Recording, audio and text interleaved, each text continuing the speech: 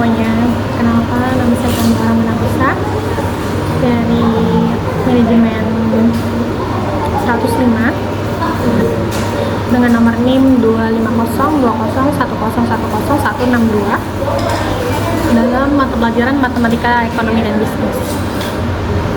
Langsung aja. Hari ini saya akan membahas soal jawaban ujian tengah semester dari Matematika, Ekonomi, dan Bisnis. Langsung saja.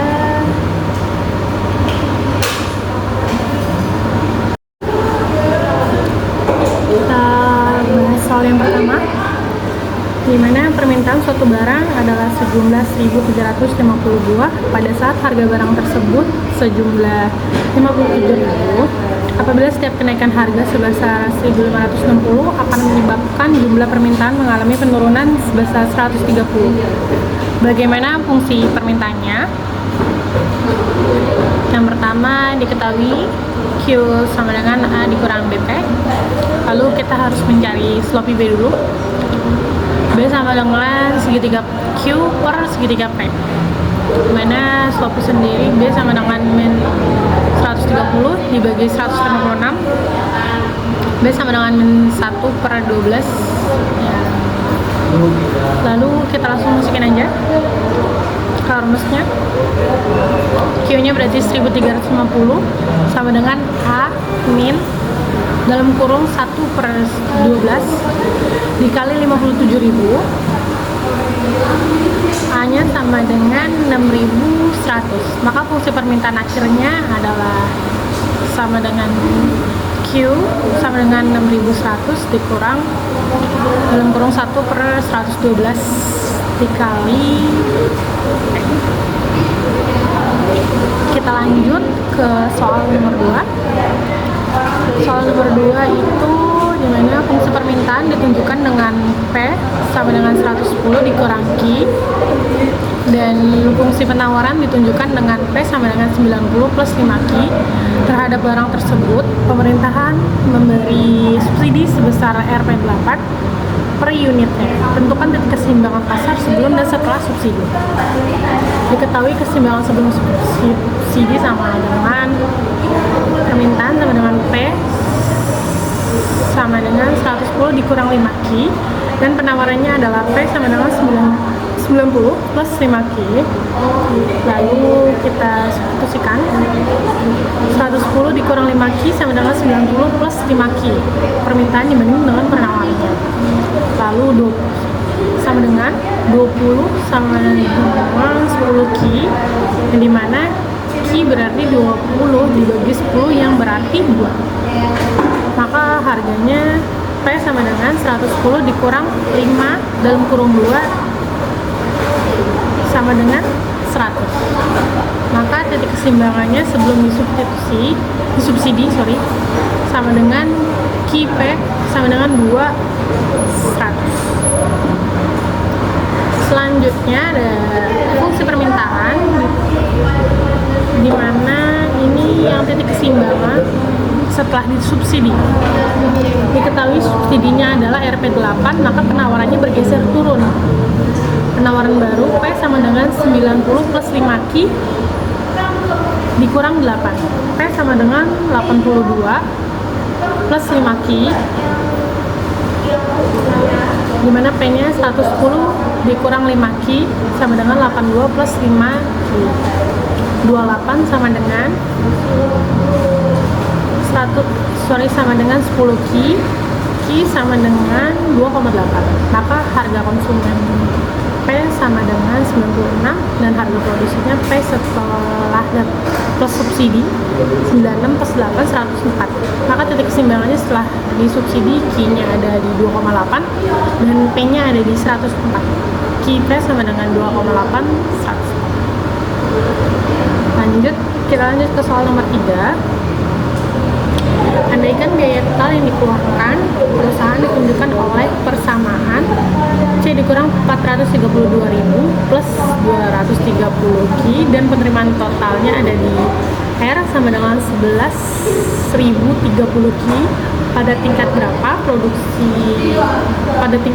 berapa unit perusahaan ini berada dalam posisi pulang pokok, dan apa yang terjadi jika produksi 90 unit.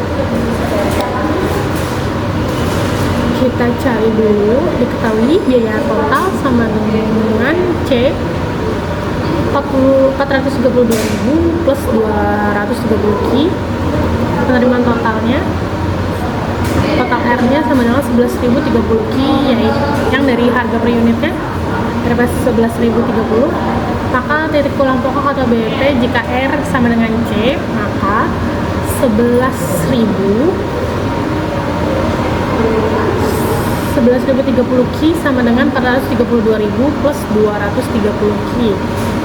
11.030 Ki dipindahkan 230 nya ke sebelah kanan, sebelah kiri dikurang, berarti dia berpindah maka berkurang, minus 230 sama dengan 432, maka hasilnya 10.800 Ki sama dengan 432.000 dibagi 10.800 yang berarti sama dengan 40 unit. Nah, setelah ketahuan Q-nya, kalau misalnya kita produksi 90 unit, maka R-nya 11.030 dikali 90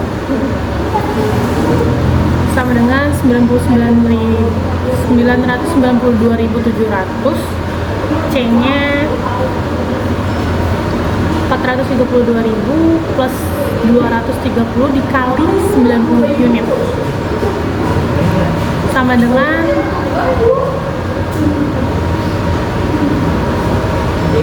452.700. maka labanya 992.700 dikurang 452.700, hasilnya di 540.000. Dan pada produksi 90 unit, terus maka perusahaannya untuk di 540.000. Kita lanjut ke soal keempat. Ada penerimaan total yang diperoleh PT Adil ditunjukkan oleh persamaan R sama dengan 0,3 Q plus 440 Q. Sedangkan biaya total yang dikeluarkan Q sama dengan 0,1 Q minus 12 Q plus 16 Q plus 3.900. Hitung keuntungan atau kerugian perusahaan tersebut jika dihasilkan dan terjual barang sebanyak 95 unit dan 150 unit.